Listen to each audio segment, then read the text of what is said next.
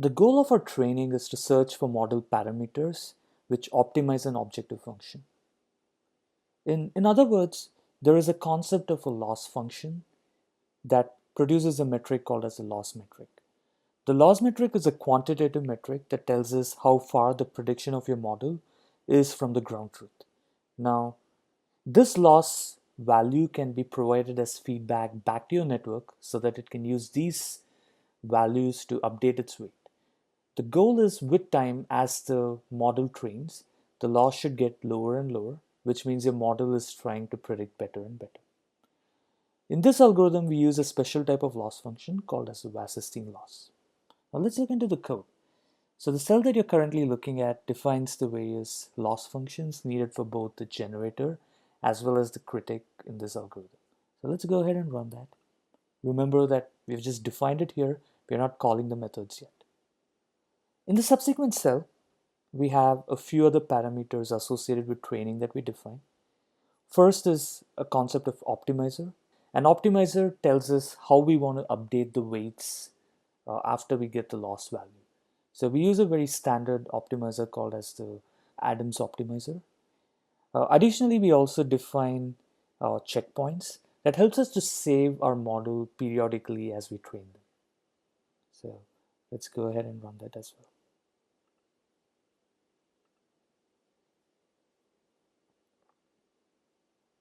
The next step is for us to define a couple of methods, and I'm going to call them the generator train step and the critic train step.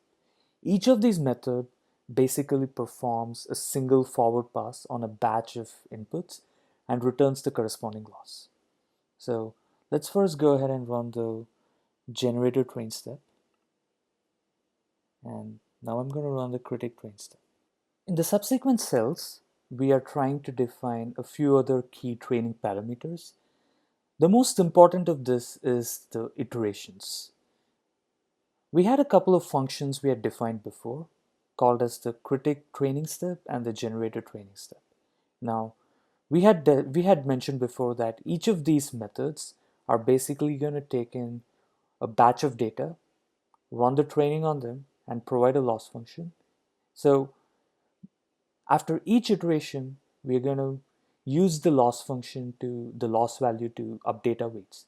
The number of iteration tells us the number of times we want to do a forward pass of the data and update our weights subsequently. So we have set this to 1000, which means we're going to iterate in a loop 1000 times, calling the critic train step and the generator train step every time. Now we get into the cell where we actually run the training. So the key point to note here is we have an outer loop that's going to run for the number of iterations that we have defined. And within each iteration, we're going to call the single step training for the generator, single step training for the critic. We're going to save the losses. We're going to perform some validations periodically to see how our output is performing, and we're going to save all of that. So let's go ahead and run it. And congratulations, our training has started right now. You can notice that the training is ongoing right now, and we are at iteration number 117 out of 1000. So as the training is ongoing, you'd see that the graph as well as the loss values are updating real time. And this gives you an idea about how your training is proceeding. A common question that one would want to answer is my training going as per expectations? Training is a very resource intensive as well as a time intensive process, and you want to keep an eye out to make sure that your training goes as expected. A few things that you could look out for is first and foremost, you'd want to look at the loss values. While it's true that your adversarial losses are highly dynamic and oscillations are quite common, if either your critic loss or your generator loss skyrockets to a huge value, plunges to zero, or gets stuck at a single value, you know that something's wrong. Similarly, you could look at other qualitative and quantitative metrics in your test validation dataset and see if that matches statistically to your training dataset. This is another cue to indicate if your training for a GAN specifically is going as per expectations.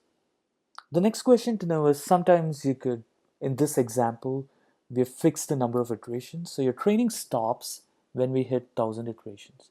However, there could be scenarios where you may want to dynamically decide when to stop. In those sort of scenarios, looking for loss functions and seeing if they are converging is one common way to decide if you want to stop training or not.